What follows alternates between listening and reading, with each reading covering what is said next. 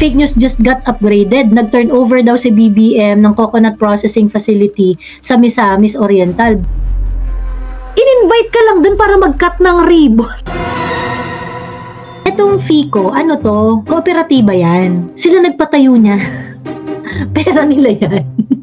Truly. Tapos inangkin. Kooperatiba. Kasi parang, may mga nag-message sa akin actually. Sabi niya, ganun, kooperatiba namin yan. Fully funded yan ang kooperatiba namin. Anong turnover yung pinagsasabi nitong kumag na to? Ayan, meron na nagsasalita ngayon sa comment section, kooperatiba namin yan. Tapos inangkin lang ni Bangag ang proyekto ng co-op. Oo, nakakaloka. Hindi siya funded ng gobyerno.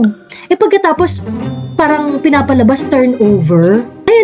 Upang lalo ito mapaunlad, isinigawa natin ang turnover. Turnover, ibig sabihin yan, from the government to the private. Should be government funds. Or from another agency. So turnover, ibig sabihin, project yan ng gobyerno, ibibigay mo na. But this is their project. Posted on 2024 by FICO.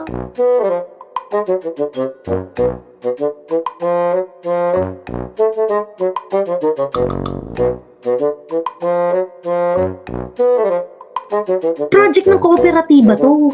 Diba in-invite ka lang dun para mag-cut ng ribbon. Yes! FICO, we are so sorry. Sorry talaga na inangkin ng kung sino-sino lang yung pinaghirapan ninyo. Pinost din ni Rob Rances. Sabi niya, fake news just got upgraded. Nag-turn over daw si BBM ng coconut processing facility sa Misamis Oriental. Big event, maraming tao, picture taking, gobyerno ang bida. Pero kaninong project nga ba talaga to?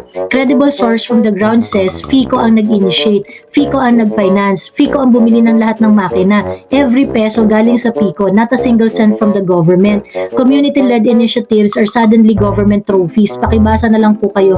Ayan, kasi may mga nag-comment nga, actually ito na nga. They claim that the turnover sa cocoa processing facility pero ang project was ours to begin with. So it looks like itong tao na to na nagsasabi, it looks like from FICO siya. Tanan expenses kay FICO, even the purchasing of all equipment. Nag-adto pa Japan and China to learn and find the best machines. Nga na my goodness. Is FICO, wow. Turn over my ass! Oy, Auntie Claire, kayo mismo, nagpe-peddle kayo ng fake news, NBI.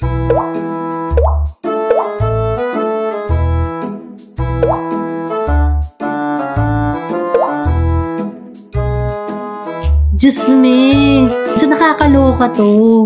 Nakakaloka talaga to. Ay, nakakaawa rin yung cooperative. Kasi nakakaawa yung cooperatiba. Ako nila to, pinaghirapan nila yan in order to do something like that. And it is not something that they work on like, parang months lang. No!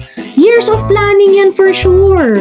Diba? Tapos biglang tinurn over lang sa kanila ni BBM. Truly. Ay, nako.